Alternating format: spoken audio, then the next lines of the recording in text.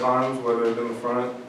Speaking specifically about the D-line, you know, they got out in front on some plays, out-leveraged us, play behind plays, and they asked us for yards or throws, and you know, just really it was a bad game as far as playing with your keys. It seemed like the second half you're able to pick up the effort on defense. What changed for you guys in that half?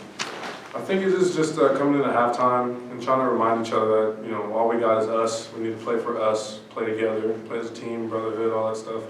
Obviously, Coach AP making halftime adjustments, certain calls against certain formations that they run, and just sticking to your keys and playing what Coach calls, really. What have you thought about the tendency to kind of have a quarter or a half go bad in some of these games and then play well other than that?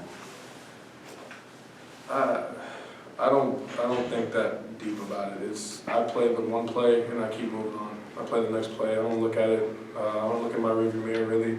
The only time I do that is on Sundays when we go over the film, try to correct what we need to correct for the next week coming up, and just making sure all those stuff is nice and tight. The weather was a factor at all? No. AP said that he thought it was mostly gap fit stuff. I know as a D-lineman. It was what? Gap fit. I know as a D-lineman maybe you're not seeing some of that, but do you have any sort of perspective on that? I mean, normally when you hear a call and you look at the formation that they're in, you can kind of visualize where you're supposed to be as a D-lineman. And as long as you can play with your leverage and play in that gap, and then you know the linebackers can fit where they need to fit, stuff like that, and then it just trickles on up to the DBs. Then it's a matter of if we're playing to the right leverage. Like I said, just continue to fight, seeing the play finish out.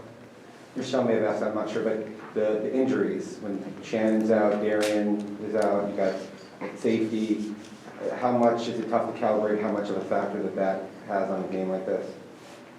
It really doesn't. You know, guys behind them, they're expected to step up, whether that be second string, third string, doesn't matter. Guys should be stepping up.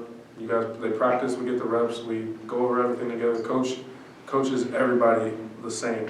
It's not the coach just coaches the starters and then the younger guys or whoever's behind needs to listen and catch up. It's coaches everybody. This team you guys tend to get off to slow starts. Is there anything you could put your finger on why that seems to happen a lot? No, I'm not sure. We go out there and we're playing. You know, our pads are on, our helmet is clicked on. We see the call, we run it, and we play it out. First of all, man, thanks for taking time. I know it's frustrating to tell them talk after a loss. Is there anything that stands out about this loss as opposed to the others that's just bugs you a little bit differently? I think personally for me, the assessment that I've made for myself is knowing that, you know, the stuff we go over in practice, when we watch film, you know, we mimic it in practice to see what it's going to look like in the game. And when we see it in the game, I'm not sure if it is us being surprised. I'm not sure if it's us thinking it's a different play or something like that. It's very frustrating at times, yeah. But you know, our coaching staff does a really great job on getting us prepared. Sometimes we might not look at it based on the score. May that be, you know, your opinion or so, but our coaches do a tremendous job getting us prepared, showing us what they need to show us, getting us ready.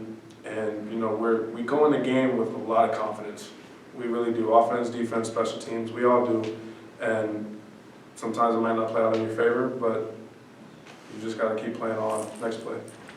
Thank you. Coach Hill's here. We'll have him go, and then